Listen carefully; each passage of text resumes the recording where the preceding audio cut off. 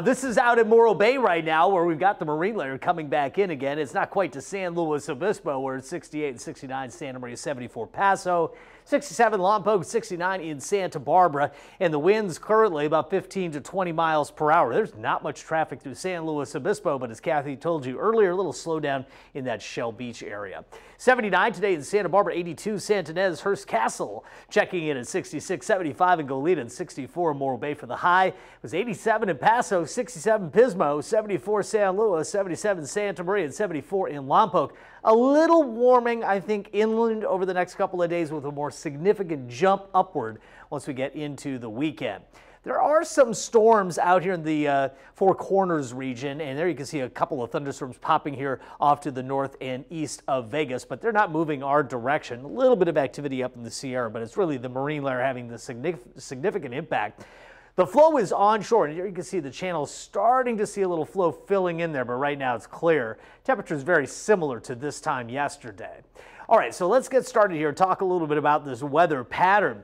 Scattered storms stay out of our area here, so we're really influenced by this high pressure sitting off the coast, giving us a fairly gentle northwesterly wind in the afternoon. It's a breeze at times. It'll go light later on tonight, and the marine deck is going to move back into the coastal valleys. The jet stays up here through Wednesday.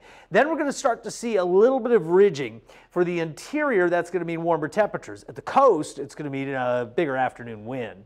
So we have a lot of activity going on in the tropics. 2 storms in the Pacific and 1 storm here in the Gulf.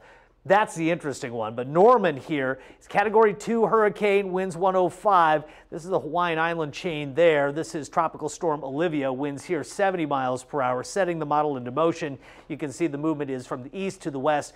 Diminishing strength here with Norman, then it's going to turn to the north. I don't think either one of these is a particular threat now. Gordon was named a tropical storm today here off Florida's west coast, and you can see how it's going to move up into Mississippi and Louisiana as we get into late Tuesday night, early Wednesday morning, likely as a Category 1 hurricane. So we're talking about wind here, also flooding rainfall, scattered tornadic activity possible. This is all low-lying area here, so has to be watched very carefully. Evacuations in place for some folks there.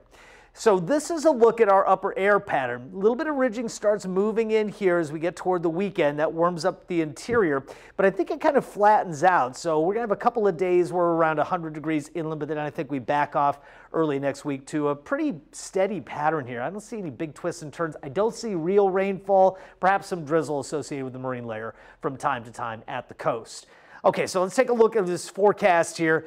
Tonight, overnight lows will be in the 50s for many, south coast closer to 60s, even mid-60s. Daytime highs tomorrow, mid-70s, low 80s for many. 94 Cuyama, 86 Los Alamos, 76 Orchid. 5 cities, early clouds, afternoon clearing, just a little bit warmer than today. North coast temperature 64 Morro Bay, 74 Avila, 94 San Miguel. Extended forecast, again, pretty steady across Santa Barbara County. You really notice the trend here in Paso Robles. It's up a little tomorrow, down Wednesday, but then up significantly toward the weekend in San Luis Obispo, 80 to 85. Back to you.